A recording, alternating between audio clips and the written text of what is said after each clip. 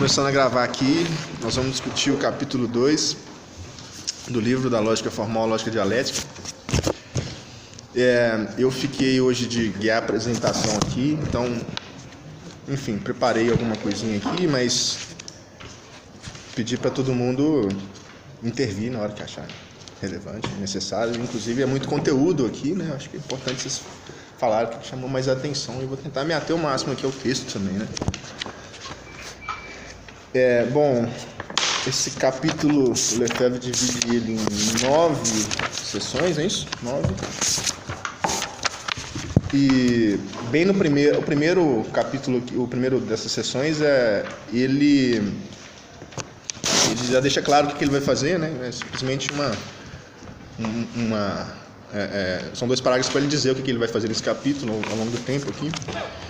E eu queria chamar a atenção, na minha visão, né, ele está desdobrando o problema do capítulo anterior, né, que fez a discussão da teoria do conhecimento. E aí ele já começa falando, né, que todo pensamento é movimento. Ele afirma isso claramente aqui, né, como uma espécie de conclusão, eu acho, assim, do que ele falou antes. E aí ele coloca aqui, né, que a propósito do capítulo partiremos, né, ao contrário, na página 90, né, dessa reflexão de capital importância, já realizada anteriormente, a propósito da forma e do conteúdo, segundo a qual os pares de termos polares em questão, os termos opostos, né? Então, enfim, o assunto do capítulo inteiro é esses polos, né, do pensamento, do movimento,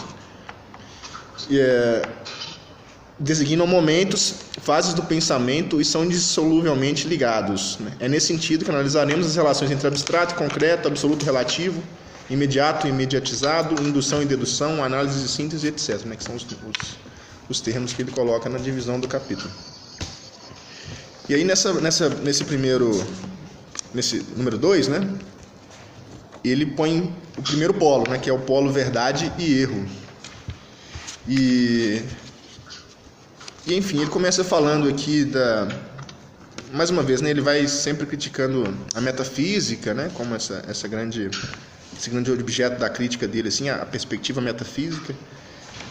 E ele toma aqui uns exemplos da matemática, né, nesse ponto 2, da física, e para apresentar essa polarização entre o verdadeiro e o falso.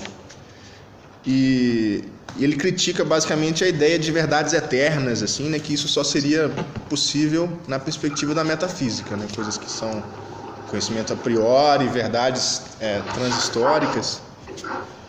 E tem um momento aqui na página 91 que ele critica um pouco, ele demonstra, por exemplo, a ideia da sabedoria também como uma espécie de demonstração disso, né? E essa coisa do um dia a morte chega, que ele fala, né? Depois da tempestade vem a bonança, sabedorias populares proverbiais, assim, também como um exemplo de conhecimento metafísico, assim, né, como verdades eternas.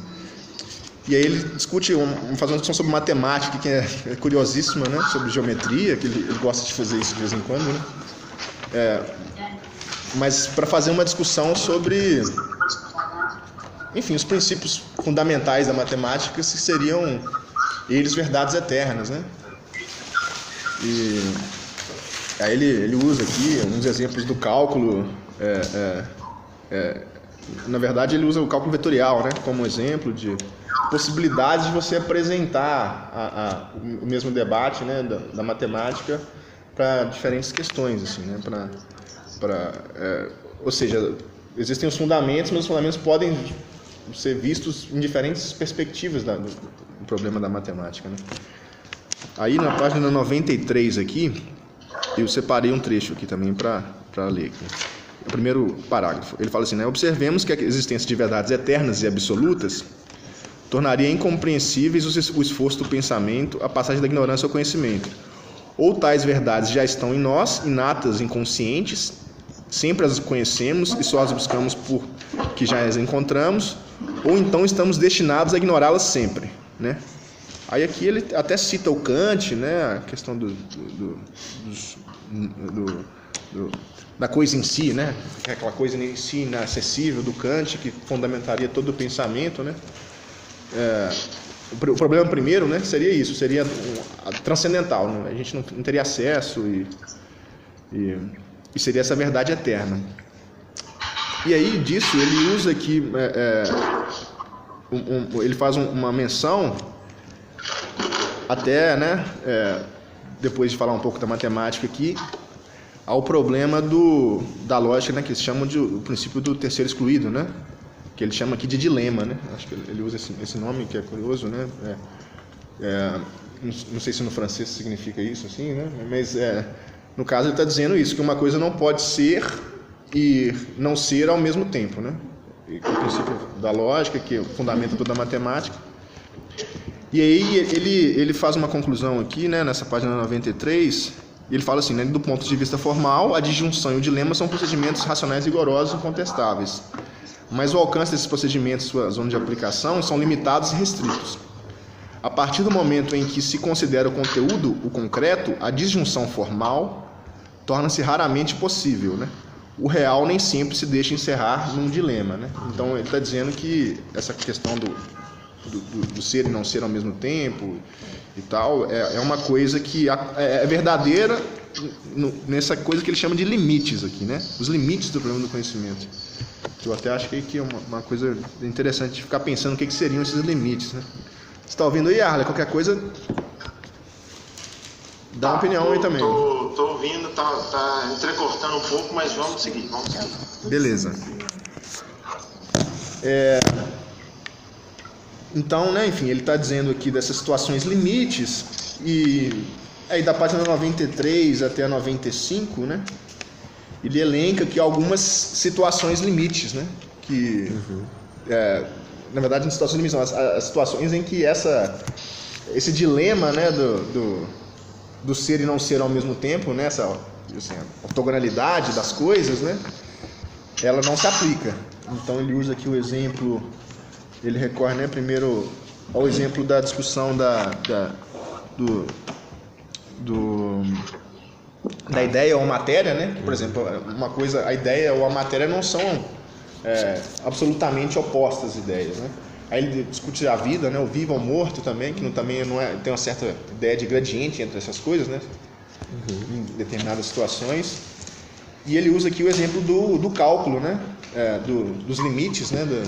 Numa figura curva e tal, para também apresentar que nessa situação o princípio do terceiro excluído, digamos assim, não se aplica, né? Então, na página 95, ele diz o seguinte aqui, eu peguei aqui no parágrafo do meio aí, né?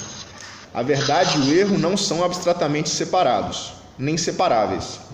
Deve-se afirmar que há verdade e que há erro, mas eles se modificam tal como se modifica o próprio real. A verdade se torna erro, o erro se torna verdade. Então, inclusive essa coisa dos polos ficarem variando entre si, assim, né? O erro torna verdade, a verdade torna erro. Ele usa essa metáfora para todas as coisas que ele discorre no resto do capítulo, né? Só posso fazer um comentário que eu acho que nesse momento ele está colocando que dependendo da escala de onde você observa determinada verdade, ela pode se alterar da sua primeira proposição, né? Aí tem um parágrafo aqui na 95 que ele diz: o real, o conteúdo, apresenta inumeráveis e imprevisíveis matizes, mudanças e transições, de tal modo que só raramente ele se deixa, para seguir a expressão clássica, encerrar num dilema. Aí ele continua no parágrafo seguinte: a lógica abstrata quer que se responda com um sim ou um não a todas as questões, em homenagem ao Gui e ao Arlen, pois ela crê que uma ideia é ou verdadeira ou falsa, que a verdade e o erro são absolutos e separados um do outro. Então ele faz aqui quase que um movimento de relativização, né, entre o sim e o não, entre a verdade e o erro, e que depende, eu fiquei interessado nesse mudança e transições, como que se dependendo do lugar de onde se olha, e aí pensando na paralaxe do Zizek, toda aquela discussão, eu acho que tem alguma reverberação aqui, revela outros conteúdos e outras verdades, né? A verdade ela não tem uma definição absoluta, e isso o Karatani vai tentar atribuir ao próprio Kant, né? Que quando Kant vai dizer de uma crítica à razão pura, né, da ciência, ele tem que colocar em suspensão a racionalidade ética e a racionalidade estética. No momento em que então você só consegue perceber a verdade da ciência no momento que tem essa suspensão dos outros dois termos. Você só consegue perceber a verdade da estética na medida que você coloca em suspensão a ciência e a ética. E da mesma forma, o terceiro elemento, você só consegue perceber a verdade da ética no momento que você coloca em suspensão os outros dois, né? Então, teria esse movimento de deslocamento dos pontos de vista, né? E aí, percebendo aí essas matizes, mudanças, transições que o Lefebvre, eu acho que tá colocando em questão aqui. Eu acho que realmente esse ponto é muito importante. Vocês estão me ouvindo? Sim, estamos ouvindo. Uma das maneiras de falar o que é dialética é justamente dizer isso que ele fala lá no início, né? O movimento do pensamento e o pensamento do movimento. A perspectiva dialética é aquela que se propõe a ultrapassar, né, a ideia de que o real pode ser compreendido a partir de coisas distantes e por isso usar conceitos distantes. E aí o conceito aqui amplamente, né? A verdade e o erro se transformam um no outro. A verdade se transforma em eu e o erro se transforma em verdade. A conjuntura se transforma em estrutura, enfim, por isso que, inclusive, ele vai ao longo desse capítulo ficar falando isso, né? O relativo se transforma em absoluto e assim por diante. Então, realmente, esse ponto aqui é um ponto para a gente destacar. E os exemplos, como o resto do texto inteiro, os exemplos são maravilhosos. Ok, é isso. Bom, e aí então, digamos, ele está partindo aqui para uma conclusão dessa discussão verdade e erro, né? Lefebvre, ele faz uma última menção aqui à física, né? E, na verdade, até uma ideia que ele volta aqui muito no capítulo, eu acho que é importante destacar na página 96 e tal, nessa mudança do paradigma da ciência, né? Digamos assim, que a física quântica, principalmente, a teoria da relatividade colocaram, né, como imagem. Então ele faz uma menção ao princípio de Heisenberg e tal. Porque eu acho que na frente ele volta nisso, né, um pouco para discutir complexidade, que é um tema bem atual, assim, né, nessa discussão da transdisciplinariedade. E eu achei curioso também como ele faz menção a isso. E aí, no último parágrafo da parte 2, ele fala o seguinte: a oposição formal, né, a oposição formal e estéril de verdadeiro e falso, convém assim substituir numa concepção mais flexível. Verdade e erro estão em interação dialética. Convertem-se um no outro, transformam-se, é por isso que podemos conquistar novas verdades, entender para a verdade objetiva, através de verdades parciais e aproximativas, através dos erros momentâneos. Então, né, é basicamente o que a gente comentou aqui agora. Mas eu só queria destacar também... Esse negócio aí do grão de verdade, né? Verdade. É muito, acho importante reter isso. As coisas têm grãos de verdade. Mais grãos, menos grãos. Uhum. As coisas têm verdade, as coisas não são verdade. Sim. Isso é bem Hegel, né? Na ideia de que a verdade já é... Tudo aqui é muito Hegel, né? Vocês leram as notas de rodapé? Sim. Tá, então... Mas de que a verdade é interna ao objeto e o conhecimento deveria expor essa verdade, né? Sim. Então vamos lá. E enfim, só na última questão dessa parte 2 que eu estou falando, que ele chama de verdade objetiva, né? Que também é uma outra questão que ele fica trazendo depois, que é esse primado do objeto. Ao longo do capítulo também ele fica defendendo isso, né? Em relação, digamos assim, ao que é a perspectiva mais filosófica do primado da subjetividade, né? Do Kant, principalmente, aí, do idealismo como esse... Talvez seja um ponto de debate... Chega mais próximo do computador, sua voz está partindo. Tá ok. Vou tentar. Mas... Obrigada. Mas, inclusive, eu acho que essa coisa da objetividade diz um pouco do respeito do debate do Kant e do Hegel, assim, né? Que ele tenta, talvez, pincelar isso aqui. Bom, no ponto 3, então, ele parte para uma outra polarização, né, desse pensamento em movimento, que é o... Ou a outra polaridade, né? Boa, é verdade. Melhor talvez esse termo. Uma outra polaridade do pensamento, que é absoluto e relativo, né? E ele diz aqui, né, na 97, que em face da verdade aparentemente estabelecida e que se pretende absoluta, o pensamento em movimento implica um momento de dúvida, o espírito crítico, de negação, de ceticismo, de relativismo. Mas devemos parar nessa negação? Não se trata antes de uma fase, de um momento do pensamento que vai superar o seu ponto de partida? Né? Então ele está querendo discutir essa questão que surge com a dúvida, com o criticismo e aí ele faz uma enfim, definição aqui de que desse ceticismo, da negação, etc., surge um relativismo, né, também como resposta. Mas é um relativismo dialético, né? Eu acho que essa categorização que dá o relativismo é fundamental. Tem em vista. Aí eu vou até citar aqui, então, já que você comentou, né? O relativismo dialético admite, isso na 98, isso. Admite a relatividade de nossos conhecimentos não no sentido de uma negação da verdade objetiva, mas no sentido de uma perpétua superação, né? Aí, supra-assunção, que hoje costuma ser traduzido, né? Dos limites de nosso conhecimento. Então ele está querendo se diferenciar também de um determinado relativismo, né? De um relativismo que suspenderia a verdade objetiva, né? Também Então, mais uma vez, ele discute aqui a mecânica, Einstein, tudo para tentar afirmar um pouco o sentido factual desse relativismo dialético, né? Da necessidade dele.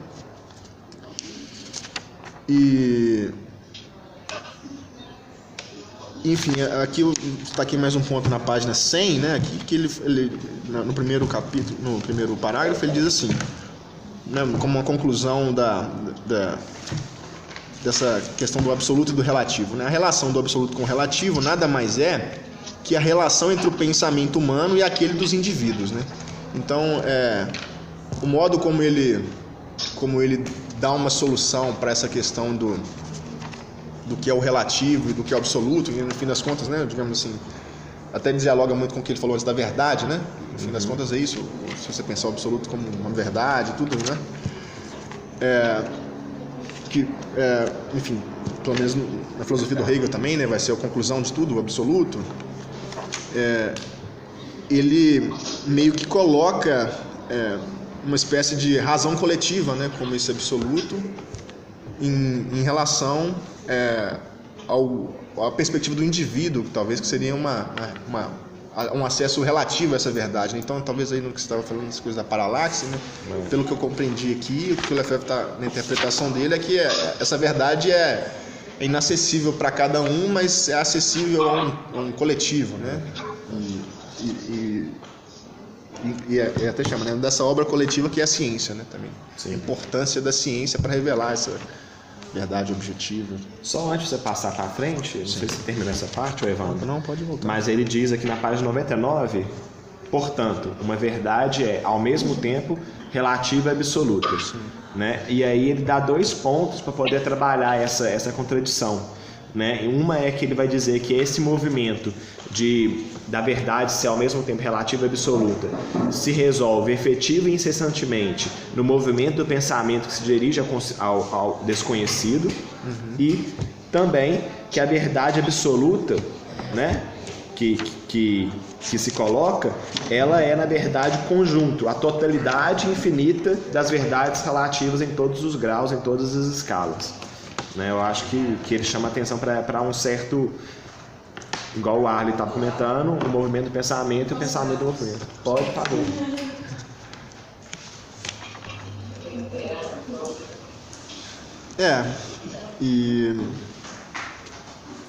Enfim, ele coloca essa questão do absoluto e do relativo, né, como mais um dessas polaridades. Só antes da gente passar para o próximo ponto, assim, uma coisa que eu achei interessante de destacar, um pouco antes da passagem que o Thiago leu, que ali no começo da página 99, quando ele está dando exemplo ainda das verdades científicas. Tá dando para ouvir, tá muito longe do... Não consigo ouvir também.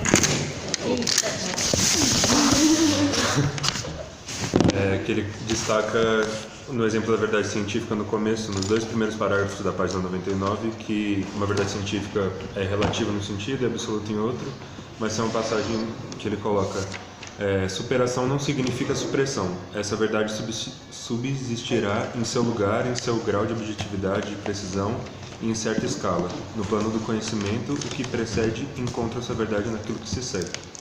Eu acho que nesse parágrafo ele meio que dá uma sintetizada no que foi destacado um pouco antes também na questão da escala, e coloca 4 termos assim que meio que juntam todo assim. Lugar, objetividade, precisão e escala.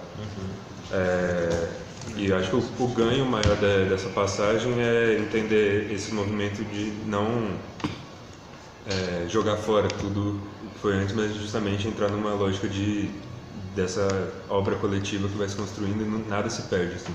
Sempre superação não significa supressão. Só queria destacar que eu achei essa passagem. Eu queria chamar a atenção para o último parágrafo desse tópico. No conjunto do conhecimento humano, as mais humildes constatações e os procedimentos mais simples da prática têm o seu lugar e ocupam o seu lugar, o seu grau na história. Como eu já falei assim, algumas vezes sobre esse livro, acho que vários das características da obra do Lefebvre estão embrionariamente nesse livro, né? Uma delas está aqui, eu acho, né? O cotidiano, a prática, etc, etc. A metafilosofia, né, Arley? Oi? A metafilosofia. Exatamente. É isso. Tá. Então eu vou seguir aqui pro ponto 4. Que aí ele apresenta a polaridade entre desconhecido e conhecido, né? E aqui, mais uma vez, ele vai diretamente ao diálogo com Kant, né? E porque é isso, né? Digamos, ele está dizendo aqui que a coisa em si, kantiana, o conhecimento a priori, ele tem esse aspecto desconhecido, né? Um desconhecido absoluto, né? Também, né? Então tem coisas que são conhecidas e coisas que não são absolutamente desconhecidas, né? Ele usa aqui o Husserl também, né? Porque para discutir, entendo que nesse momento a discussão da fenomenologia era um negócio fundamental, né? Na França especialmente, com Sartre e tal. Alguém sabe um pouco mais de Husserl, assim, que possa comentar? Porque o Lefebvre comenta muito sobre ele. O Adorno tem um texto que chama Metacrítica da Teoria do Conhecimento, que é uma resposta ao Husserl, e eu sempre boio, assim, que eu nunca fraguei, assim, o que é o Husserl. Assim, eu não conheço nada, assim, li, mas eu acho que o essencial que eu entendo, assim, que eu já ouvi falar e já pude ler de comentador, é que o Husserl diz exatamente isso que o Lefebvre colocou aqui, né? Que é um cara que, digamos, pega essa perspectiva do fenômeno do Kant, né? Define essa ideia de o pensamento como ato aqui, né? Que o Lefebvre coloca. E essa metáfora que o povo sempre vai falar assim, o pensamento é um fluxo, né? O pensamento de alguma coisa, ele não é... Só que aí, pelo menos eu acho que o Lefebvre diz aqui mesmo, né, que a conclusão disso é nada, né? No caso do Sartre, né, que é o cara que trabalha com essa perspectiva fenomenológica um pouco, né? Que, na verdade, mais com Heidegger, né, que ele estuda. Mas é isso, eu só entendo isso, que é Husserl, e aí Heidegger e Sartre, e essa galera toda tem um pouco... tem uma certa origem nessa discussão do fenômeno, né? De que, enfim, de negar que existe uma diferença entre aparência e essência, que é o essencial, né, na dialética. Mas não sei, tô me arriscando aqui.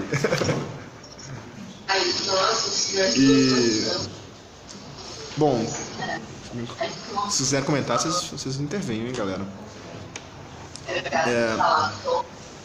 E aqui ele já começa a apontar um pouco a discussão da abstração, né? Nesse mesmo a discussão do conhecido e do desconhecido. E ele também aponta a discussão da prática, mais uma vez. Ele retoma aqui um pouco, né? O que o Arley até destacou. Mas ele, digamos assim, ele quer desconstruir, de alguma forma, não sei se a palavra é essa, né? Talvez não seja, mas quer tirar essa ideia de que existe um certo poder místico, assim, né? Que condensa o pensamento e que existe esse desconhecido absoluto que nos possibilita chegar ao conhecido. E ele afirma que a prática, né? Também como um certo critério, né? Aí na página 102 ele diz o seguinte, no meio, mais ou menos no meio aqui: o pensamento tomado em si mesmo pode ser considerado como forma e conjunto de formas. Essas formas não podem ser compreendidas fora do conteúdo objetivo. São apenas as maneiras habituais adquiridas no curso da experiência humana de circunscrever uma parte do conteúdo da consciência e da experiência. Então aqui, né, só parênteses aqui, conteúdo objetivo, experiência, né, e como remetendo um pouco a isso que ele anunciou da prática como um critério, né. No limite extremo, né, mais uma vez ele fica evocando a ideia de limite, fora de qualquer conteúdo, a forma pura, né, essas formas se desvanecem, não existe pensamento puro, nem inteligência pura, nem lógica pura ou puramente formal. Por conseguinte, as formas do pensamento não podem ser captadas isoladamente como um algo. E é precisamente porque não podem ser isoladas que elas intervêm sempre e de modo eficaz na ação, né? Então, portanto, não há heterogeneidade substancial, metafísica, entre o desconhecido e o conhecido, mas sim uma passagem normal e incessante de um para o outro. O desconhecido torna-se conhecido e vice-versa. É o conhecido que indica e chama o desconhecido ainda inexplorado. Então, enfim, aqui ele segue falando isso, mas ele faz esse ponto 4 para, mais uma vez, apresentar essa polarização entre o conhecido e o desconhecido como uma certa mistificação do pensamento, né? A coisa não se coloca dessa forma. Bom, vou avançar para o 5 então. Aí no 5, ele vai começar a dialogar bem diretamente, né? Embora já tenha feito isso o tempo inteiro, mas bem diretamente com a lógica do Hegel, né? E ele aqui anuncia, né, esse tema do entendimento, né? E a diferença entre o entendimento. Tá ouvindo, Harlan? Só antes de avançar. Sim, pode falar. É muito útil a gente chamar a atenção de como esse pedaço que você acabou de apresentar, né, o desconhecido e o conhecido dialogam diretamente com o capítulo anterior, né? Uhum. Sim. Toda a discussão sobre idealismo, metafísica, etc., estão conectadas aqui, né? Então, que lá no penúltimo parágrafo da página 102 ele fala: não há heterogeneidade substancial, ou seja, metafísica, entre conhecido. Então, o conhecimento é prático, né? Uhum. Isso tem, assim, uma questão profunda, né, que não dá para discutir aqui agora, mas em toda a obra da fé, em toda a teoria prática, em todo o distanciamento dele da filosofia, em todo o tipo de pesquisa que ele faz, etc. Então, a gente não é que a gente vai ficar discutindo isso aqui agora, mas eu acho que isso é uma coisa chave para a gente tentar captar. Uhum. Oi. Uma outra coisa também é que eu cheguei a comentar no grupo uma certa relação que tinha entre uma discussão que o Milton Santos faz no livro dele, que ele chama de processo de totalização, alguma coisa assim. E esse movimento é muito parecido com o que ele está descrevendo aqui, que é uma espécie de que o total ele é aprendido pelo particular, né? Tipo, a totalidade se deposita num nível particular, se cristaliza naquela particularidade, e aí você conhece aquela particularidade, mas ela sempre tem que ser meio que conectada com o total, ou seja, ela é tributária do total, então ela retorna ao total. E é um pouco disso, né? Que quando ele fala que o conhecido não é a coisa que se torna pensamento mediante uma transfusão misteriosa. A coisa exterior em si, ainda desconhecida, torna-se coisa pensada objeto conhecido, coisa para nós, mediante uma operação inteiramente natural, diferente das operações práticas por causa do grau, não por causa da natureza da substância. Ou seja, você tem esse meio exterior, que é a totalidade desconhecida, que é apreendida por um processo do conhecimento, mas que só faz sentido mediante o desconhecido, que é o total, entendeu? Ele se conecta a esse total mediante a particularidade que você tem acesso. Aí eu achei muito parecido com essa discussão que o Newton Santos coloca também.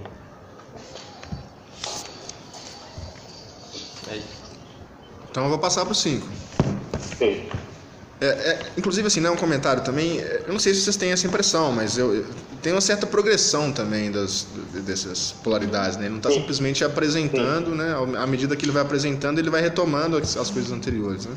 Não, por isso, a minha impressão de que o livro é profundamente didático. Ele fala isso lá no prefácio.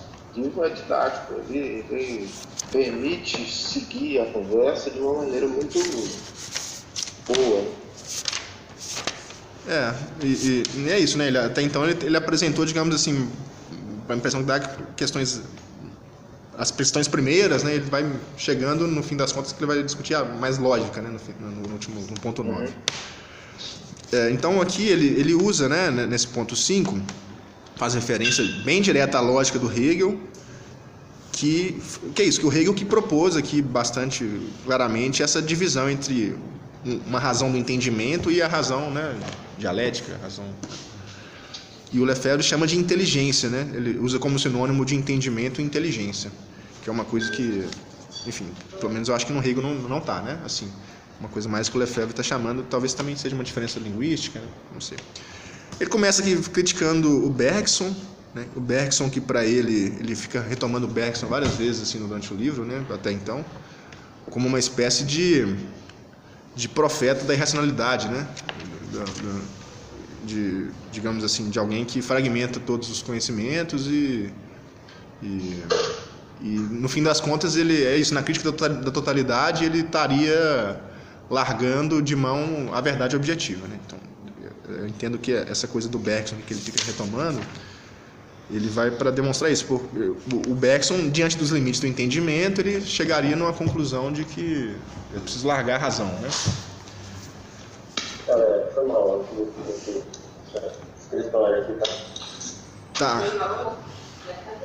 Tá ouvindo, Arlen? Ah, tá. Não, então tá. Bom, e ele começa a discutir essa divisão entre o que é a inteligência e o que é a razão. Aí ele coloca aqui, né? Na página 104. O entendimento determina o detalhe, o elemento, destruindo, negando o todo e o conjunto, dissolvendo esse todo. A razão, por sua vez, nega as determinações do entendimento, critica-as, constata que a inteligência tem razão num certo sentido. A inteligência, o entendimento, tem razão num certo sentido, já que o objeto que ela determina é um objeto real. Assim, na anatomia, os órgãos que se dissecam são objetos reais, né? Assim, no caso, eu estava dando um exemplo da anatomia, né? Eu cortei aqui.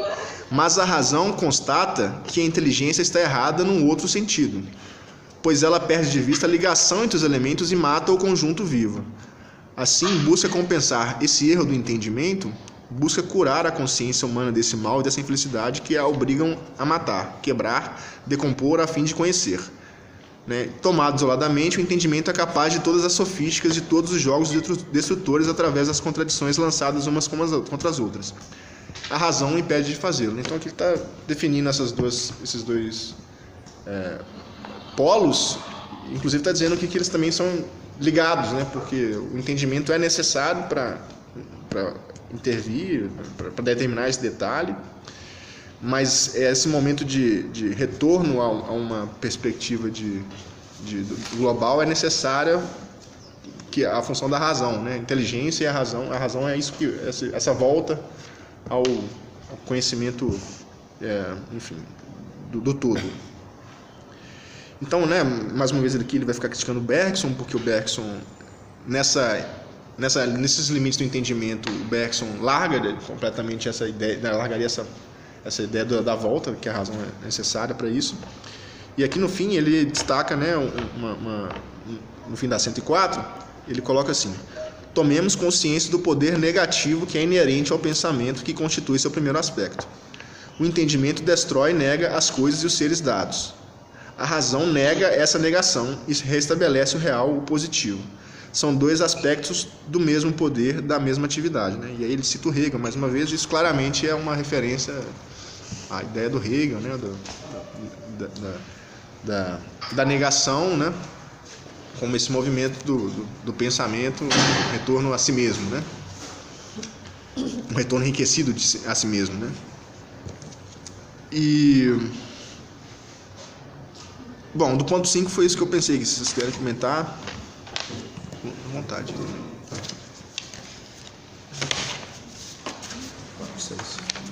Então, assim, no 6, ele mais uma vez continua esse diálogo bem claro com a lógica hegeliana, né? E aí ele usa um ponto que o Hegel trata do conhecimento mediado, né? Das mediações que existem para esse movimento do pensamento, do entendimento e da razão, né? O que seria o imediato e o mediato, né? E aí aqui ele vai também, mais uma vez, por exemplo, ele critica o Bergson e ele define assim dois tipos de ideais de pensadores que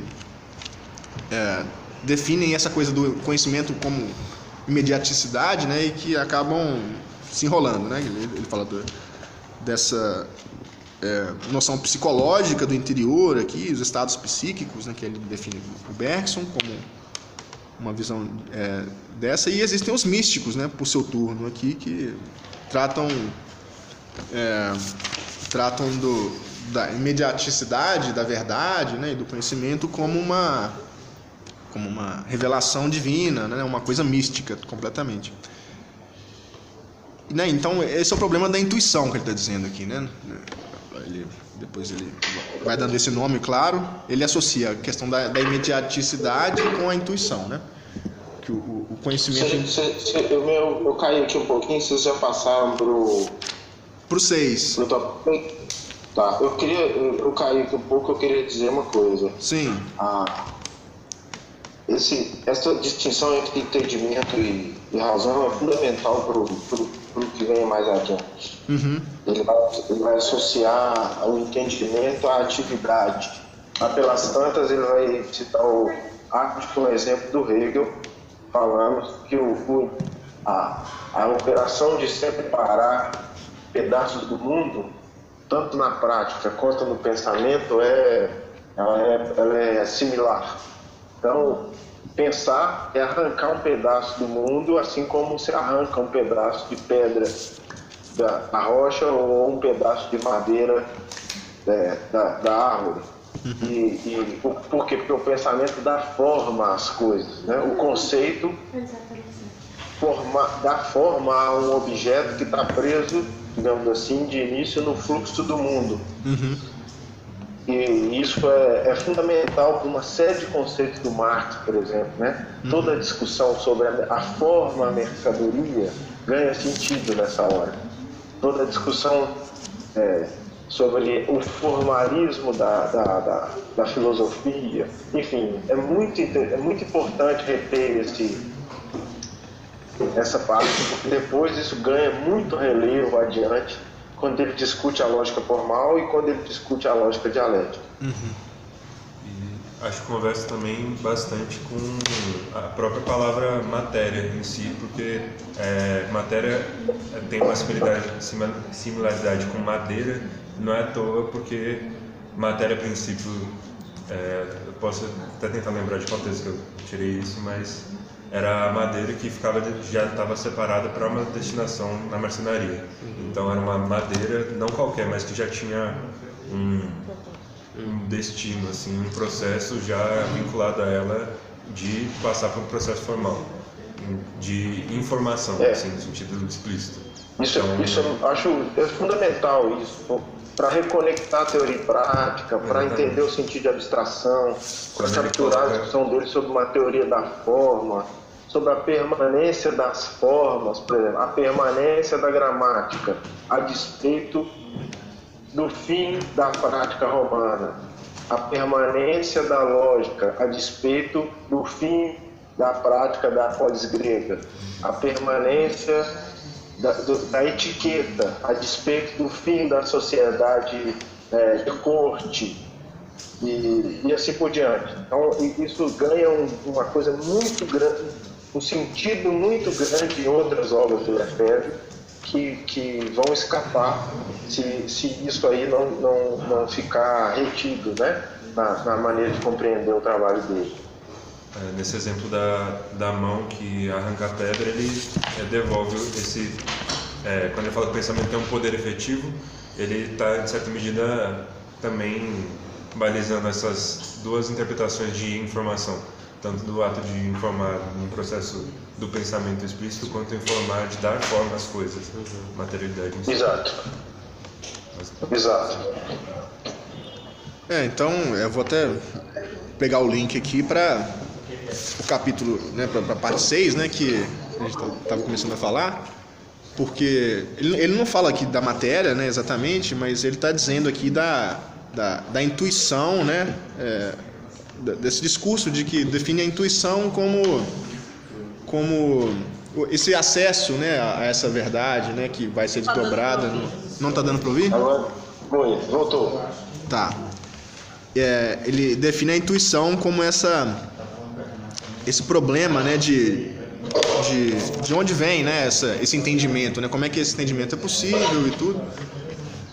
E então ele até coloca aqui, né, um necessário ponto de partida, né, que ele coloca aqui como uma questão. Então, digamos assim, o ponto de partida necessário seria imediato, né? Ele seria essa intuição do imediato. E depois ele define isso também como um problema da percepção, né? Na página 107. Aí eu destaquei aqui na 106 o seguinte, no último parágrafo ele coloca assim: por que a metafísica, ela... Caiu o Arlen. Não, o Arlen tá aqui. A Júnia aqui não... Porque a minha internet de casa caiu, agora eu voltei pro celular, agora eu voltei pra internet aqui. Mas aí no final da 106 ele explica por que a metafísica ela precisou disso, né? De criar essa ideia da intuição primeira. Ele coloca: para preencher o vazio interior do pensamento metafísico ou suprimir o hiato entre sujeito e o objeto, é preciso supor uma potência misteriosa. Aí abre aqui a intuição. Tomada misticamente, essa intuição mantém-se à margem, abaixo de qualquer tentativa de justificação. Serão fundados sobre uma intuição e uma iluminação interior tanto o vegetarianismo, o espiritismo, o racismo, quanto uma religiosidade, um romantismo, uma doutrina qualquer do coração e da crença. Quanto à intuição dita racional, ela supõe que a razão é alguma coisa, uma substância, uma realidade isolável. Mas se a forma racional no limite do conteúdo se desvanece, a forma lógica pura é apenas tautologia, repetição, abstração vazia. E se por outro lado o movimento da razão concreta não é mais do que o movimento do conteúdo em seu conjunto e unidade, então desaparece qualquer fundamento para uma pretensa intuição racional de ideias inatas ou de verdades evidentes, né? Essa intuição era simplesmente postulada pelas necessidades que tivessem uma natureza dada fora da natureza, que soubesse certas coisas por natureza, ideias, princípios a priori e evidências. E por outro lado, é de coisas graças às quais fosse possível restabelecer uma espécie de ligação e de conhecimento, quando estes são admitidos, né, o conhecimento, através dessa misteriosa intuição. Então aqui ele está dizendo, né, que esse problema do ponto de partida, né, ele não foi solúvel assim, né, com a lógica, né, formal, que depois ele vai explicar mais a questão do silogismo para frente e tudo. Mas ele está dizendo que foi necessário inventar essa coisa de alguma coisa a priori para sustentar as tautologias do pensamento, né, do pensamento metafísico. A tautologia, né, é essa ideia de você ficar falando sempre, afirmando a verdade que você pressupõe, né? Olha, esse é outro tópico assim, incrível, né? A relativa clareza, digamos, que o Lefebvre consegue dar para isso, porque eu sei que não é simples, mas é uma clareza relativa muito grande. Você pensa, por exemplo, a importância de supor a coerência de alguma coisa para lidar com a coisa. Então, quando você de início não tem capacidade de lidar com uma realidade muito grande, você pode encontrar isso no pensamento místico do mundo na religião. A religião dá coerência para o mundo, e aí você transita resolvendo os problemas menores com o auxílio dessa coerência exposta. Mas você pode encontrar isso em outros muitos lugares, assim. A nação, o Estado, né? Enfim, você pode remeter a coerência para uma instância de totalidade, porque isso funciona, né? Sim. E em outros muitos lugares ele vai dizer assim, sem a totalidade, a possibilidade de construir conhecimento escapa. E tudo desvanece numa incoerência. Por quê? Porque não tem totalidade. Então é muito interessante pensar como é que você rejeita a totalidade, porque é necessário ter. Por exemplo, a pessoa fala, não, a sociedade brasileira precisa das reformas e não sei o que lá mais. Você está supondo uma totalidade. Você fala assim, a sociedade brasileira é tipo eu e o Abílio Diniz temos os mesmos interesses? Eu e o cara que mora aqui, eu que moro aqui no bairro Batista Campos, o sujeito que mora ali embaixo no Juruna, na beira da água, nós somos a mesma coisa na sociedade brasileira, né?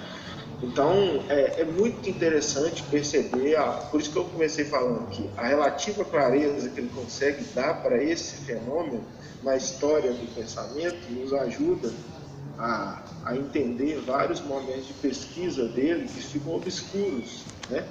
Que a insistência no papo da totalidade e assim por diante, para não ficar falando mais.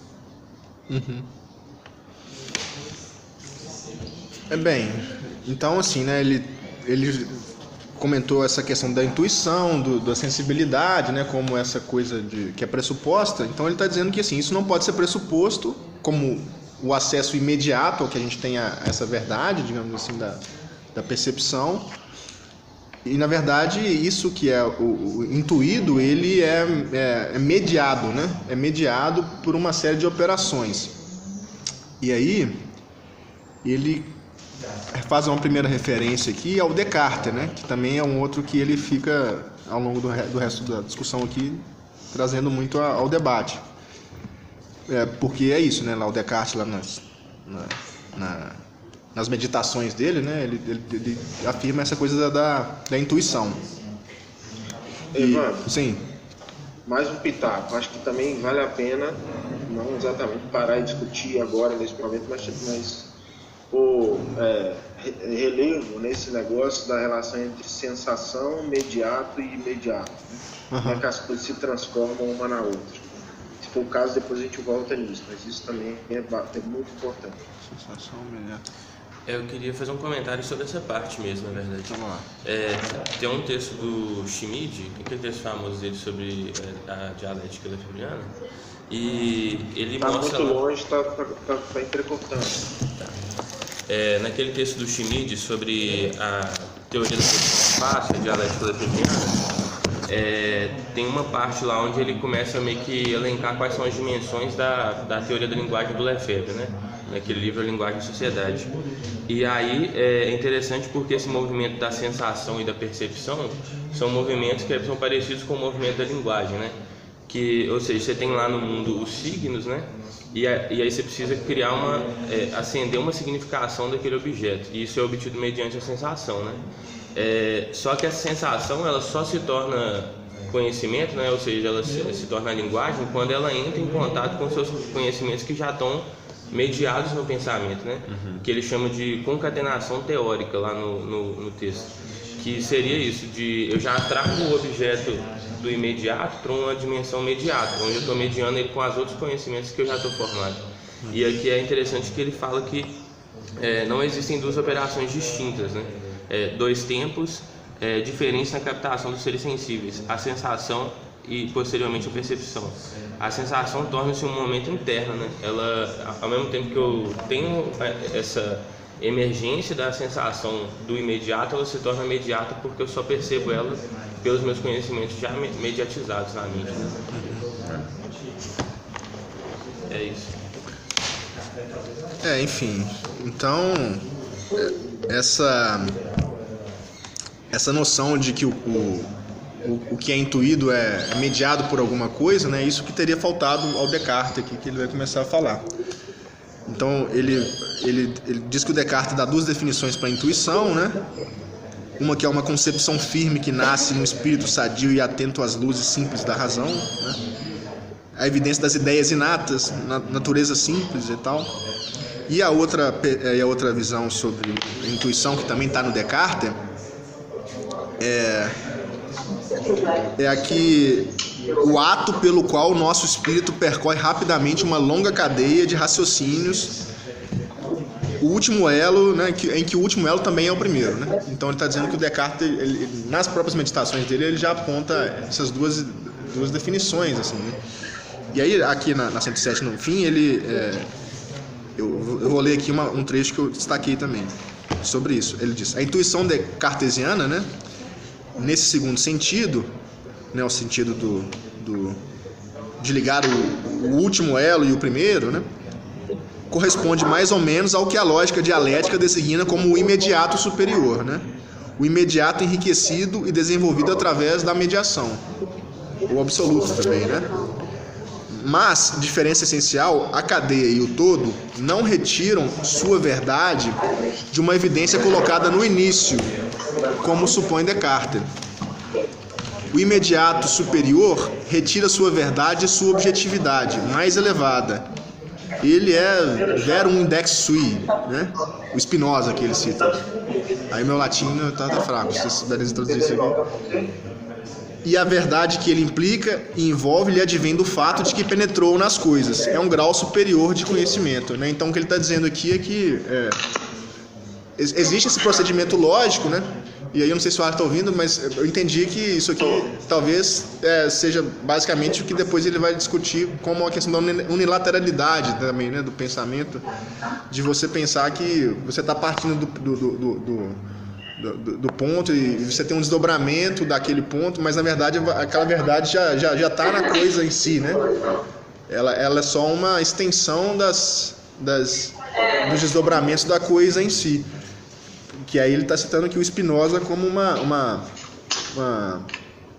para falar isso, a verdade, né, tira sua objetividade mais elevada, num grau superior do conhecimento, né, que advém do fato de que penetrou nas coisas, né? Então, você já penetra nas coisas, elas não são um desdobramento lógico de uma intuição, né, imediata. Esse ponto de chegada, ele já é o ponto de partida, né, também. É isso que... Eu acho que, outra vez, né, isso aí é muito importante, né, a ideia por exemplo, adiante ele vai citar isso, né, como que o imediato se transforma em imediato e o imediato se transforma em imediato. O exemplo que ele vai dar mais adiante é o conhecimento matemático, né.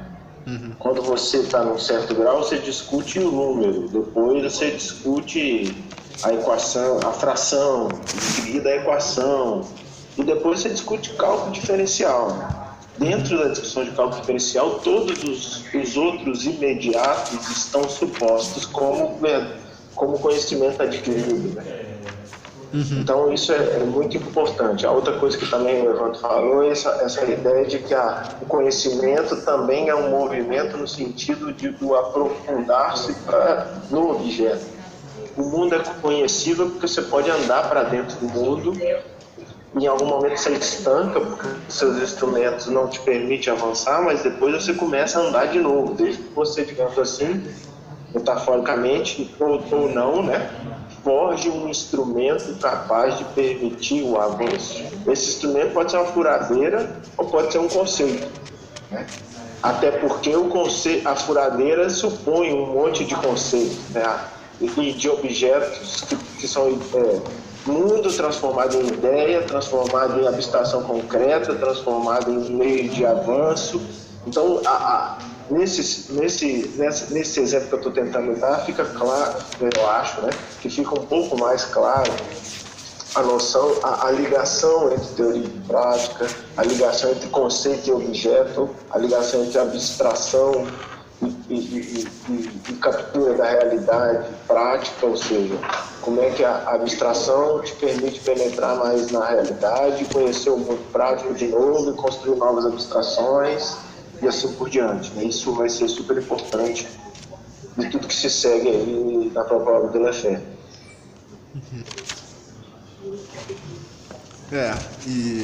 Então eu vou seguir aqui e vou passar para o 7, né?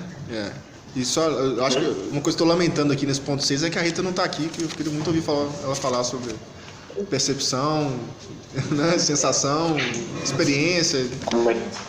Como é que é? É uma pena que a Rita não está aqui para discutir essa discussão essa coisa da percepção e da sensibilidade, né? Porque eu queria saber o que ela Quando tem. a gente chegar no capítulo sobre lógica dialética, isso vai tudo ser retomado, irmão. Esse livro, os capítulos são uma reescrita das coisas, é muito incrível isso. Então, isso vai voltar de em uma profundidade distinta, em novas perspectivas, etc. Sim. Bom, então aí tem mais 3 pontos aqui para encerrar o capítulo, né? E são 3 pontos um pouco mais longos. Eu vou tentar aqui fazer umas referências pontuais também, né? Porque eu acho que, inclusive, o Lefebvre, eu acho que ele estende um pouco a discussão aqui, porque pelo menos eu fiquei com essa sensação de que ele está estudando o Hegel, assim, também, né, um pouco, e em algum momento aqui. Então, ele tinha acabado de publicar o Mexeu sozinho, né? Né? Pois é, então ele destaca muito aqui, ele meio que faz uma leitura mesmo da lógica do Hegel e fica destacando pontos... acho que até ele estende um pouco demais até assim, né, alguns exemplos. Mas enfim, aí no ponto 7 ele coloca o abstrato e o concreto como questão, né? Aí o Arles já até mencionou aí, né, a ideia de abstração concreta, né, que é uma ideia muito contemporânea que a gente fica tratando aí, depois do Marx, dos Grundrisse e tal.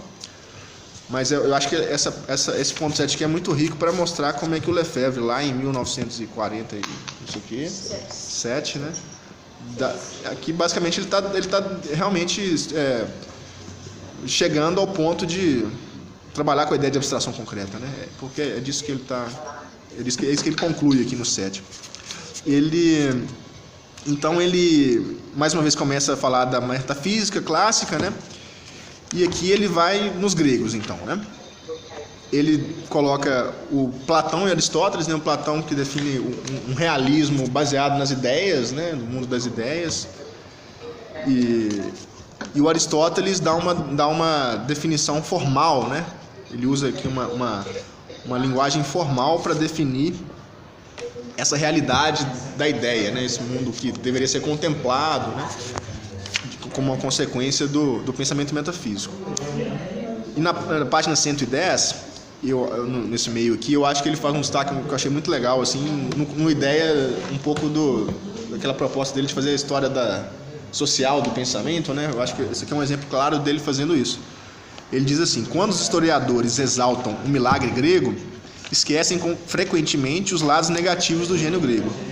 Ele legou ao pensamento humano uma concepção estreita do saber.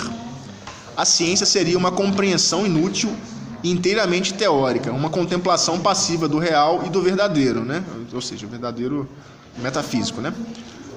Por um lado, ter-se-ia a constatação do mundo tal como é, do concreto, dos indivíduos, e do outro, fora do real, né? A ciência como conjunto de entidades puras, despojadas de toda a materialidade que o metafísico deve admitir e contemplar esteticamente. Essa separação entre o concreto e o abstrato, entre a contemplação e a ação, entre a teoria e a prática, foi particularmente nefasta para o pensamento humano, né? teve um fundamento social, a escravidão, né? Então, acho que isso aqui é bem importante. Pois todo o trabalho prático e produtivo era abandonado aos escravos e o pensamento metafísico dos gregos foi uma ocupação aristocrática, um prazer luxuoso reservado aos homens livres. Por outro lado, na cidade grega, o indivíduo, né, que é a verdade, digamos assim. Beijo, pessoal. Tchau. Desculpa interromper, mas não vou poder continuar mais. Tá. Vamos à prática. Beijo grande. Tchau. Por outro lado, na cidade grega, o indivíduo devia encarnar, antes de mais nada, as virtudes tradicionais da comunidade. É significativo que a questão do princípio de individuação tenha correspondido à impossibilidade prática de uma individualidade real, de uma relação viva e consciente entre o homem universal, entre o concreto e o abstrato, né? Então ele está aí apresentando o porquê que foi separado, né, o mundo das ideias e o mundo real, e o mundo das ideias com o mundo real, né? E na filosofia grega, e ele dá um fundamento material aqui para isso, né? Que sendo, acho que mais estritamente marxista, né? Que é a questão da escravidão, né? E então ele está dizendo aqui que dentro do problema da metafísica clássica, o empirismo tenta responder a isso, né?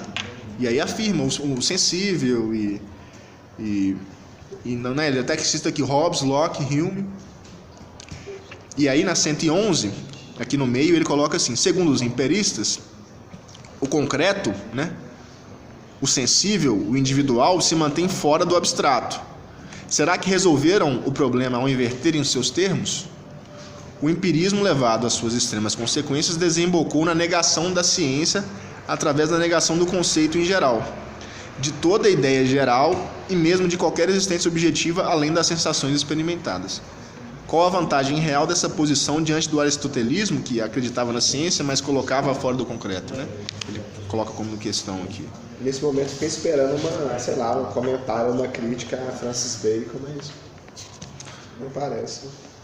Tem um momento que ele fala do Bacon, né? Eu acho que é para no parágrafo anterior, né? Não? No capítulo anterior. Não, tem um momento desse capítulo que ele fala do Bacon, eu acho. Na hora da indução, ele fala do Bacon. Tá. Na hora da indução. Eu acho que, mas ele devia citar aqui, no caso, né? Pelo menos, né? Mas então, gente, se quiserem interromper, interrompam, por favor. Eu vou seguindo.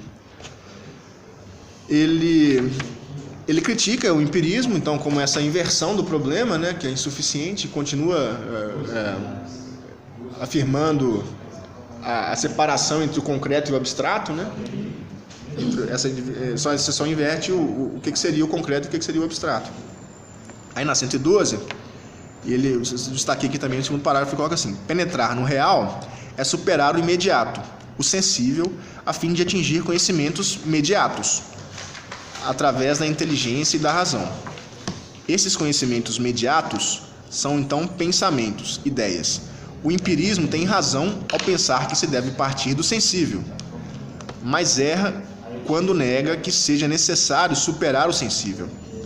O racionalismo tem razão em crer nas ideias, mas erra ao substancializá-las metafisicamente, situando-as fora do real que elas conhecem, né? Então, ele está, até assim, nos termos que ele usou antes, seria a razão do entendimento também, né? A inteligência, talvez, como essa realização do empirismo, né? E enfim, ele destaca... Só um comentário, então, que na verdade eu vou voltar lá na 111, que ele diz que a sensação, quando ele está comentando lá dos empiristas, né? Sim. Atinge seres individuais e não os apreende isoladamente, mas já num conjunto, numa relação prática com o sujeito ativo. O sensível é também, num outro sentido, o primeiro concreto e, simultaneamente, num outro sentido, o primeiro grau de abstração.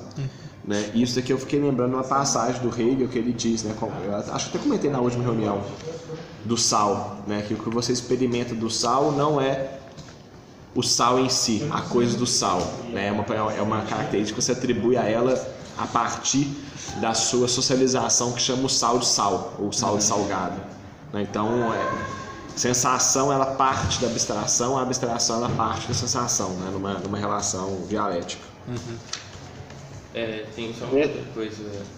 Nesse momento, em outros, né, fica muito claro que a separação entre teoria e prática é ela mesma a abstração.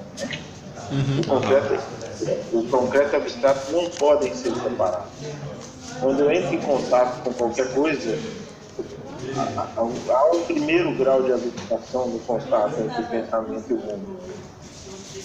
Ao mesmo que essa abstração separa, né? Se eu me atingir o conhecimento finalizado, a máquina foi breve. Fala só um pouquinho mais alto, Arlen. O que eu estou tentando dizer é que nesse momento aí a gente fica muito destacado, né, sublinhado, que a separação entre teoria e prática é abstrata, né? Ou seja, é um equívoco porque interrompe o movimento. O conhecimento é uma interação permanente entre concreto e abstrato, entre prática e conceito. Isso não for carregado o tempo inteiro como coisa forte, a gente começa a recair nas separações, né? E dizer o que importa é a prática. É claro que o que importa é a prática, mas não tem prática sem abstração, porque não tem mundo sem conceito. Né? Não tem conceito no mundo. Sim, você fala. Eu ia comentar dessa parte aqui na 112, que ele fala assim, penetrar no real, portanto, é atingir pelo pensamento um conjunto cada vez mais amplo de relações, de detalhes, de elementos, de particularidades captados numa totalidade. Aí lá no apêndice, no T, que é uma parte que ele se refere aqui atrás, quando ele está falando de imediato. É interessante mencionar isso, que a gente está esquecendo desses apêndices. Sim, que é uma parte muito interessante, que ele fala assim: o método dialético é assim o imediato supremo, que atravessou todas as mediações. Ele resume o conhecimento.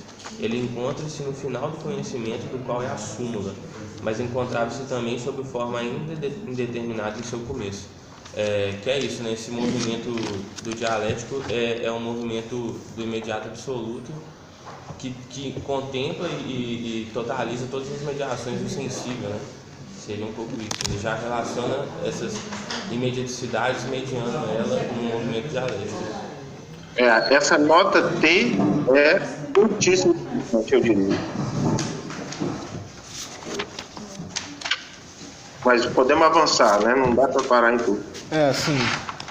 Pois é, eu vou até tentar dar um salto aqui, né? Porque ele menciona a máxima do Hegel, né? O verdadeiro é o racional e é o real, o concreto, né? O verdadeiro é o racional e o racional é o verdadeiro, né? Uma coisa. E daí ele coloca 5, 6 pontos, né? Até o F, em que ele vai, assim, destacando mais, assim, explicando mais como que se dá essa relação entre o concreto e o abstrato a partir da ciência da lógica, né? E ele define coisas aqui, eu acho que importantes, mas em geral ele está secando isso ao longo do capítulo. Aí eu só queria destacar o F, assim, pessoalmente, que ele coloca assim: o ritmo do conhecimento, portanto, é o seguinte. Acho que a gente, Evandro, talvez valesse a pena, assim, sumariamente, né, lendo as primeiras frases, né, do A, B, C, sem discutir. Tá. Então o A, por exemplo, o objetivo do conhecimento é o conhecimento real. Mas apesar disso não se deve pretender iludir a abstração. Sim. Aí no B, o conteúdo, a verdade relativa da abstração, aparentemente mais abstrato, pode revelar-se como mais profundo. Sim. O C,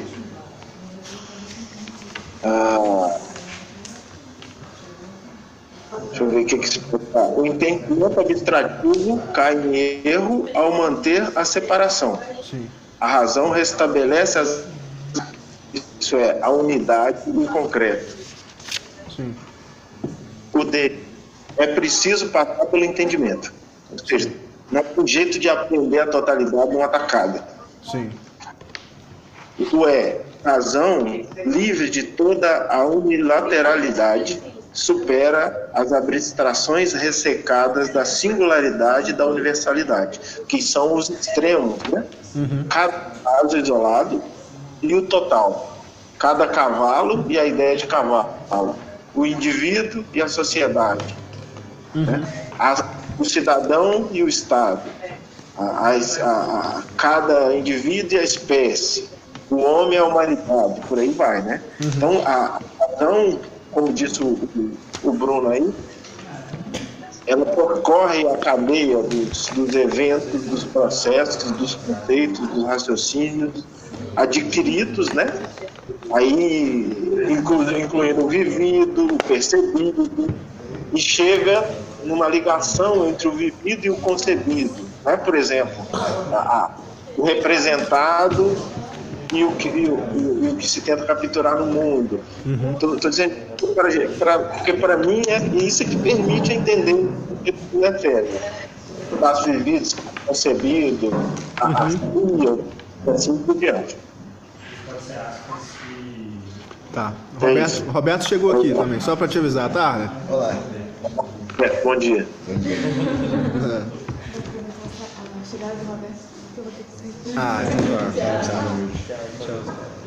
E enfim, né, eu falei que eu ia destacar o ponto F aqui.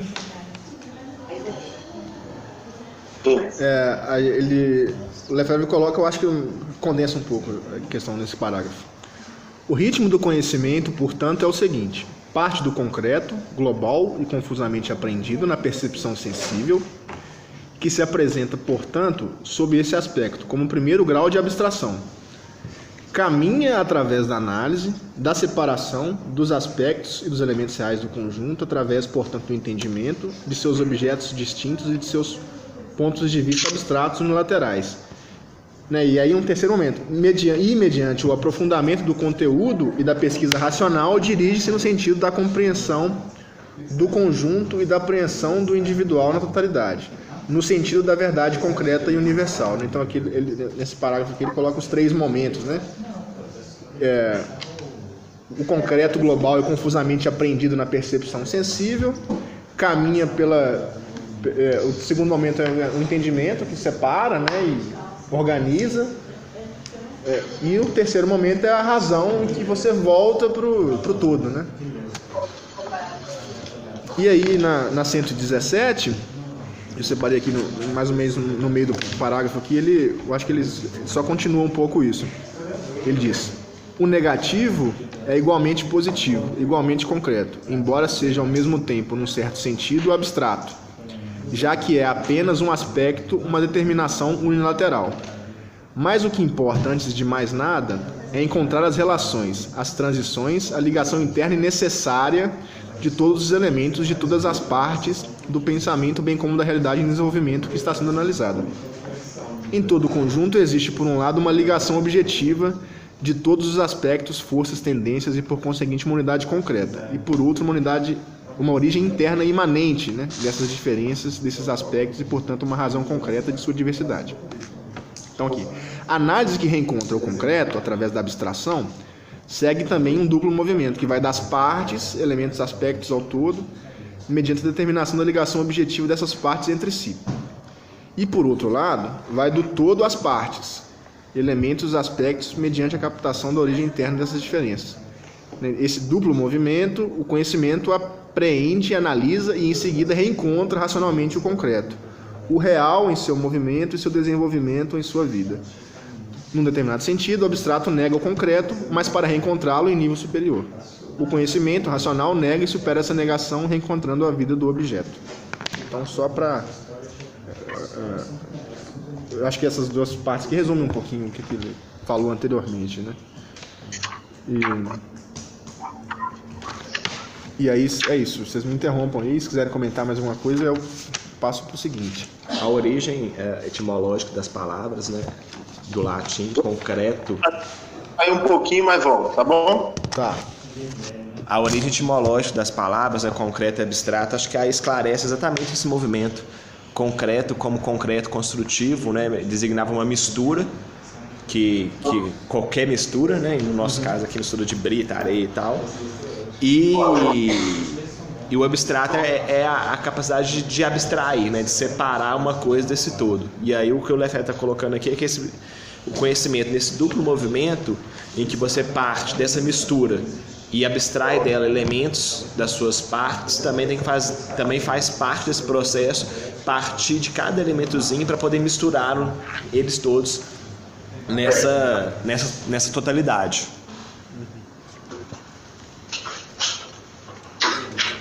Enfim. E eu acho que, só um comentário também, isso aqui lembra muito esse texto recente aí do Stanek, né, que ele vai discutir lá para frente, na produção do espaço e tal, em que ele fica falando que o Lefebvre define o espaço como uma abstração concreta, né?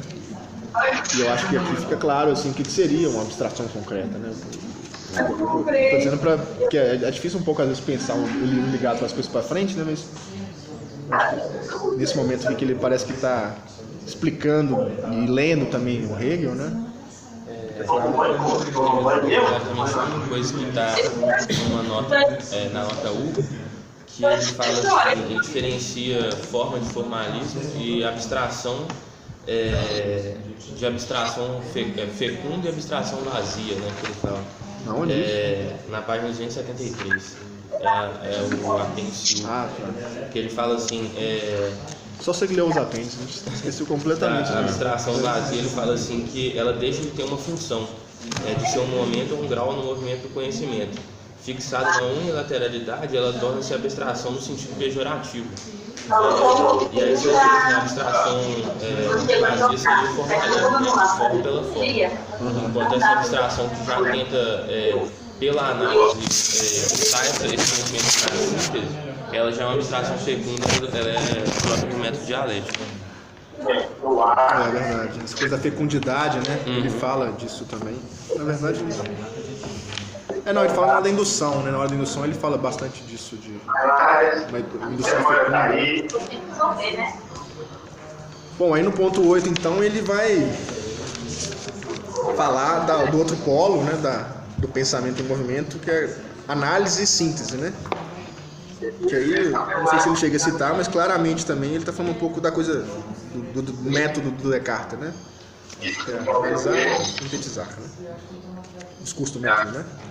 E a análise se esforça por entrar no objeto e ela oposta a toda a contemplação passiva, ela não respeita esse objeto, que é um pouco que a gente já falou do entendimento, né? No fim das contas, da análise. Então, ele fala, né, da análise mata e vai dissecando um pouco a questão da análise, como essa... Aí aqui, né, na 118, ele explica alguns problemas da análise. Ele já fala aqui que o Euclides já empregava a análise regressiva, que isso foi um problema resolvido, né? Eu acho que é importante que ele usa o termo regressivo aqui, porque parece que tem a ver com o método que ele mesmo enuncia, né? Que é necessário fazer uma análise regressiva, não uma análise progressiva, né? Eu acho que não é por acaso que ele coloca essa menção ao Euclides aqui. Mas aí o que eu queria destacar é na página de 119, que é mais ou menos no meio do primeiro parágrafo. Ele coloca assim: a análise, né, vocês acharam aí? A análise jamais pode ser exaustiva, posto que é infinita, pois o concreto é bem mais profundo e complexo do que o supunha Descartes. Ele cita Descartes, né? Para quem toda realidade física e mesmo fisiológica reduzia-se ao mecanicismo geométrico. Não existe análise que penetre no complexo e nulo presente de modo transparente e sem resíduos, né? Aí ele cita aqui o Bachelard. A análise não pode reduzir o complexo ao perfeitamente simples. Atualmente, longe de reduzir o complexo ao simples, o método científico busca, sob as aparências simples, os fenômenos do real complexo. Então, eu acho que essa parte aqui é bem importante porque, como eu tinha falado, né, fica com sentimentos que ele anuncia o problema da complexidade, o paradigma da complexidade, assim, que ele está vendo um pouco, né? Que é uma questão que já começa a surgir ali com a física quântica e tal, né? E E ele faz uma menção bem direta ao Bachelard como uma influência direta da coisa dos resíduos, né? Que a gente falou da metafilosofia lá, que claramente é uma filosofia dos resíduos e tal, né? Acho que nesse ponto aqui ele não desenvolveu exatamente isso, né? Da filosofia da década de 60. Mas aqui ele anuncia o Bachelard como responsável, né, pela ideia de resíduo. Eu queria fazer um comentário nessa parte também, que tem uma coisa que, essa coisa que ele fala dos resíduos, né, sinceramente anuncia da importância que a obra assume no texto do Lefebvre, né? E é engraçado porque o Bachelard dividem ele meio que numa obra diurna e uma obra noturna, né? E na parte noturna ele tem um texto que chama A Poética do Espaço, um livro, que ele propõe o método da poesia, né, filosofia poética, alguma coisa assim, para penetrar tentar captar esse resíduo que não é captado pela análise convencional, né?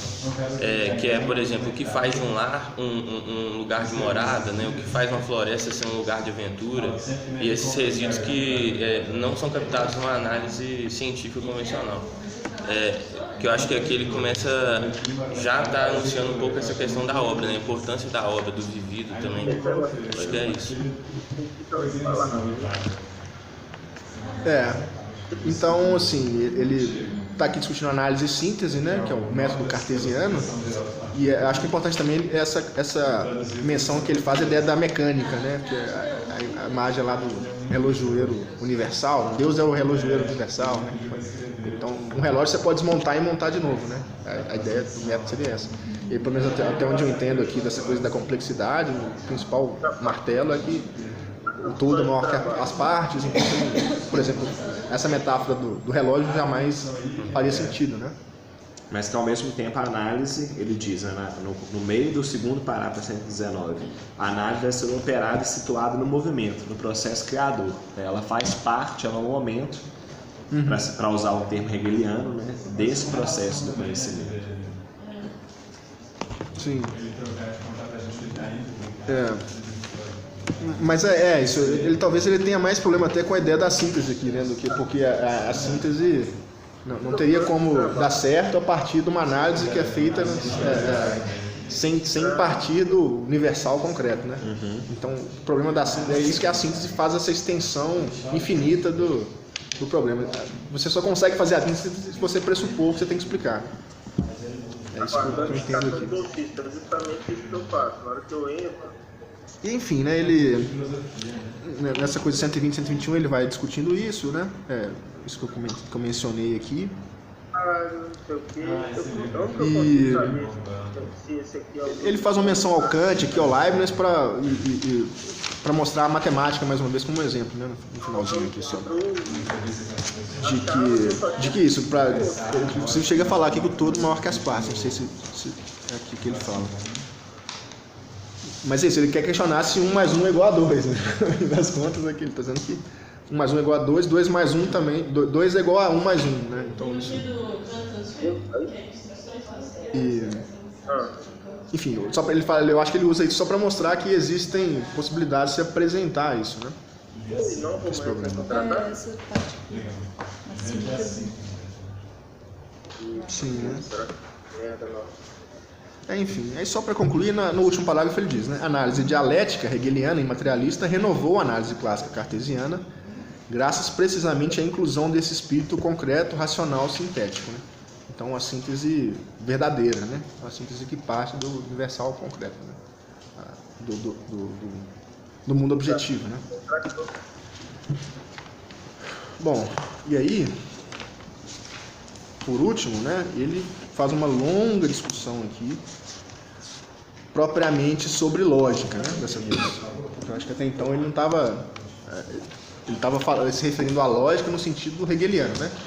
Então, a lógica remete a mais do que se entende normalmente por lógica.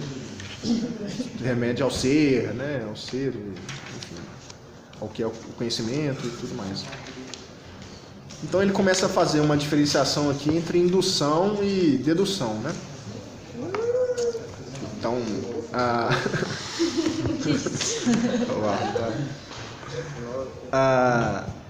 a dedução, né, um procedimento mais similar à lógica aristotélica, e a indução, aqui sim ele fala do Bacon, né, como Bacon como a imagem, um tipo ideal assim, desse raciocínio indutivo, né?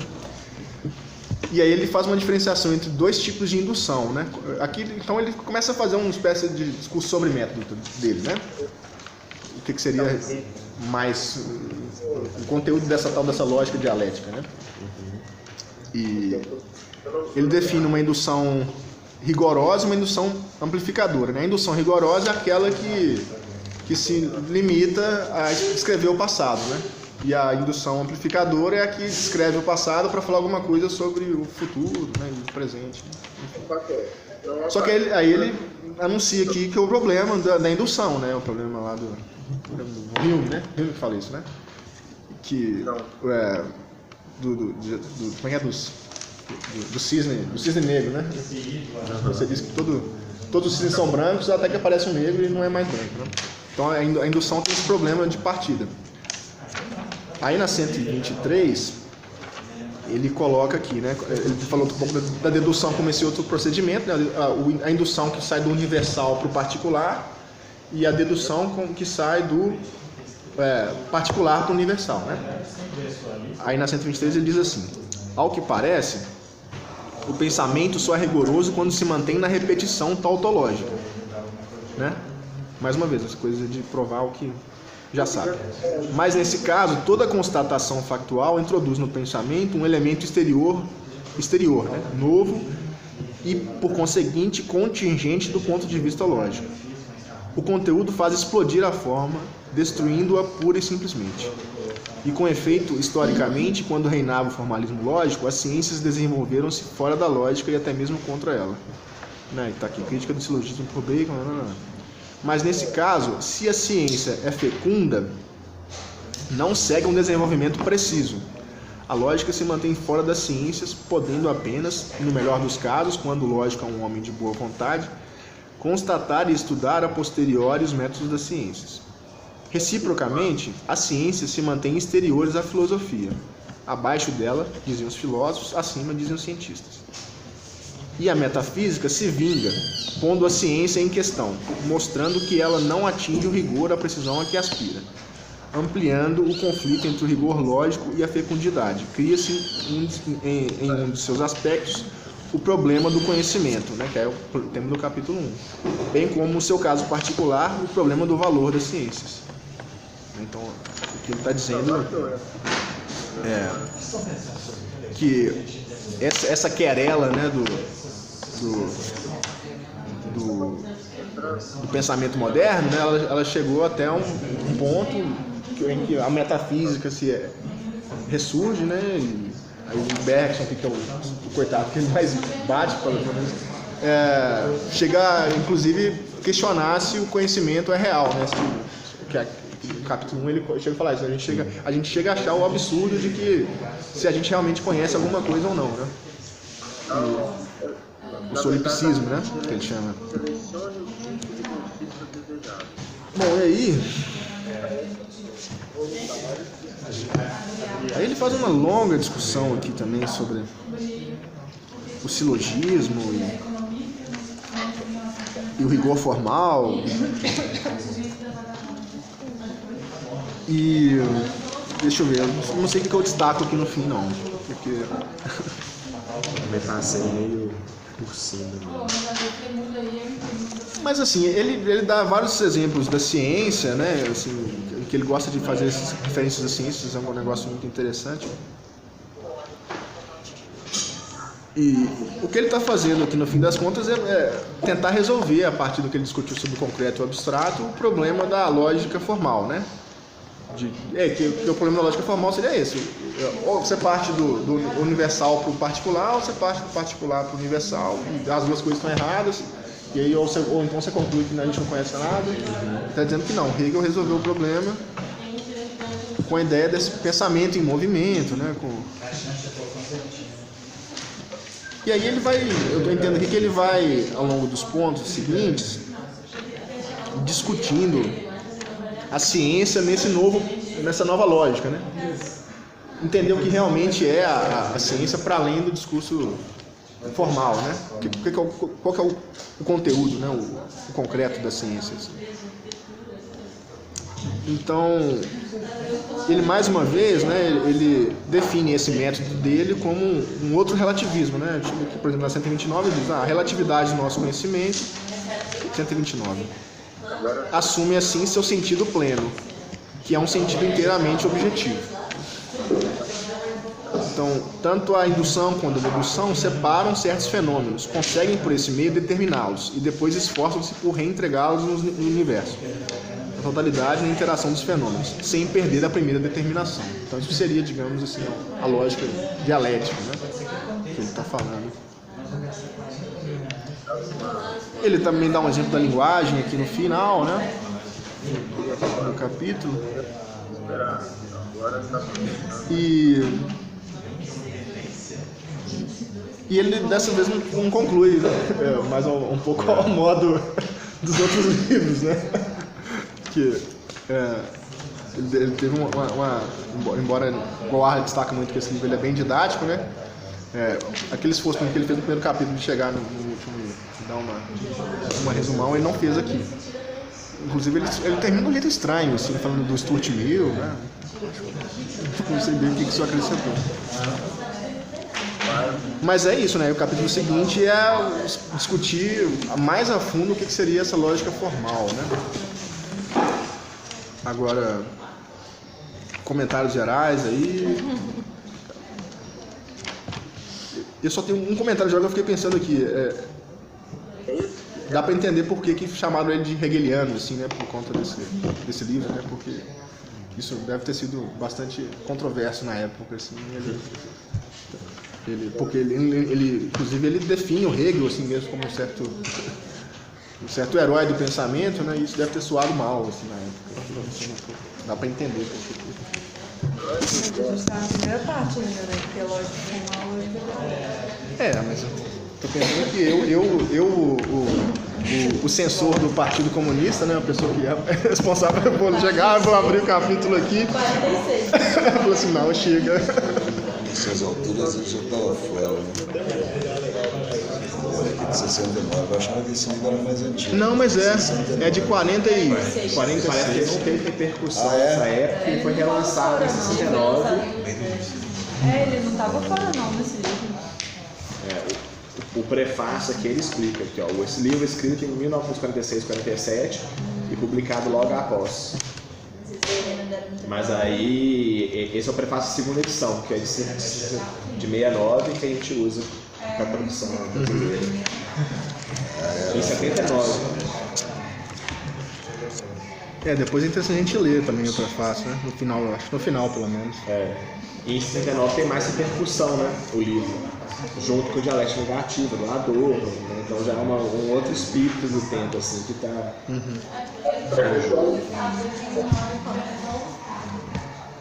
É bom, não? Enfim, para citar, parafrasear Lenin, né, a gente só consegue entender o Capital do Marx depois de ler e estudar a dialética de Hegel. A gente só vai entender Lefebvre quando a gente estudar a ciência da lógica também, né? Mas assim, eu peguei um livro para dar uma folheada do Hegel, assim, eu tive a curiosidade, né? Um dia eu quero estudar esse livro ainda, assim, que é um camalhaço, sabe? Nossa, muito doido. Mas eu fico muito com a impressão de que o Lefebvre está fazendo com esse livro aqui digamos assim, eu preciso explicar a lógica do Hegel para as pessoas, sabe? Só que, aí, por exemplo, a gente comentou isso, né, no último encontro, que no primeiro capítulo você não vê muito o Lefebvre em si, né, o pensamento dele próprio, mas nesse aqui você já vê, assim, né, porque ele fala de resíduo, fala de... Sim. O que mais? Essa impressão também. Já fica mais claro. Se desenvolvendo, né? Assim. Você ainda tem a lógica formal e a lógica dialética, eu acho que vai aparecer com mais força ainda. Temos que chegar lá. E com mais síntese, né? A proposta é a gente ler o próximo capítulo inteiro para a próxima ou a gente vai dividir? Proposta do inteiro. São 4 encontros. Mas o próximo encontro é a apresentação de pesquisa, dia 24. Então vai ser só daqui a um mês. Por isso que o capítulo é um pouquinho maior. Agora, você podia falar um pouquinho do livro, Roberto. Você que fica mandando a gente ler isso lá na economia. Tem opções, cara. Vontade de Eu levei no meu status e eu consegui encontrar atrás. Acho que ele tá no telefone. Eu vou baixar aqui. Deixa eu falar.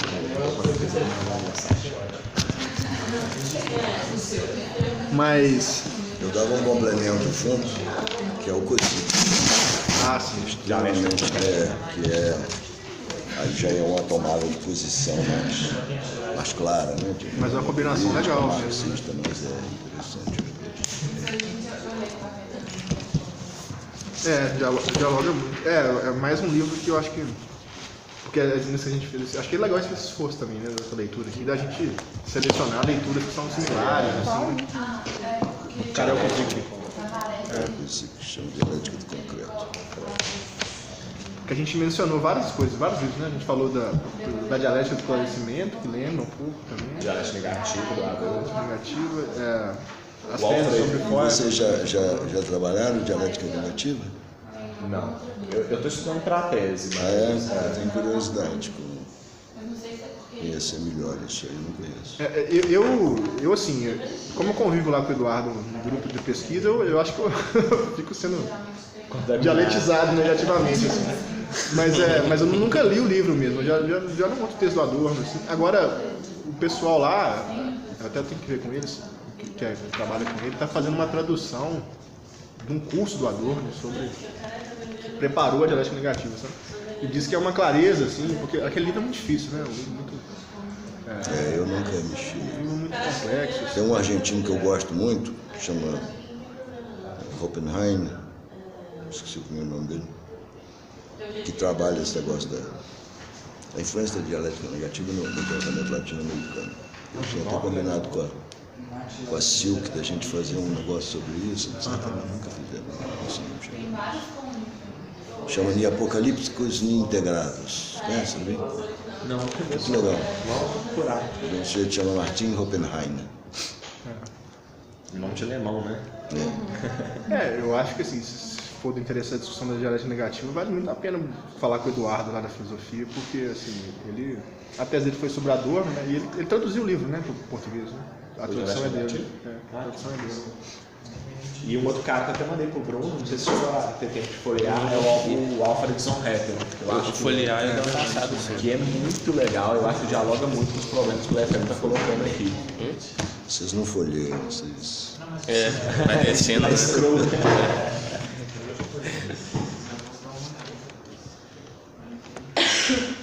Folheado na setinha, né? E aí, turma? Acho que é formal. Eu anotei aqui essas listinhas, eu acho que eu tenho todos eles em PDF, menos o Oppenheim. Aí eu mando pra gente. Não é tão grande assim, só 30 páginas. A próxima apresentação é da Rita, né? Mas lembrando que no dia 24 é a apresentação de pesquisa. Mas aí a outra descoberta de dia? Deixa eu ver aqui. Porque 17 é feriado. Eu acho que a gente pensou nisso quando a gente começou. Uma das razões principais que eu vim é por causa da... Eu tinha mais ou menos conversado com a Rita, e com o pessoal aí. A gente vai vir aqui o Canisca, né? Vocês estão sabendo, né? Pois é, a ideia era fazer dia 31, uma conversa com ele. Pela manhã? Sensacional. Acho que pode ser. Não, ele chega dia 25, na verdade. Ele vai falar na economia no dia 29 e tinha combinado com a Rita para eventualmente fazer uma fala aqui na arquitetura. Mas a ideia era mais juntar com o povo do Frankenstein lá. Do iate, né? Do iate. Não, ótimo. E a proposta para o Canisca foi discutir diferença. Tem um livro muito ele discute isso um pouco, né? Ele ficou animado, gostou da ideia, então. E é um tema que faz sentido lá para o PE também. Então é um pouco ver se a ONU traz alguma coisa aí da questão de diferença na antropologia, enfim, a gente puxar de várias bandas uma discussão sobre diferença, já que é um conceito assim, bem legal. Central. pro Lefebvre, né? E pra gente também, né? De uma certa maneira, qual é a diferença. Tá, então vou só fechar aqui a gravação. Então, todo mundo tá sabendo qual que nós vamos debater e vai ter repasse aí sobre o Canística. A agenda, então, é do dia Até. 29.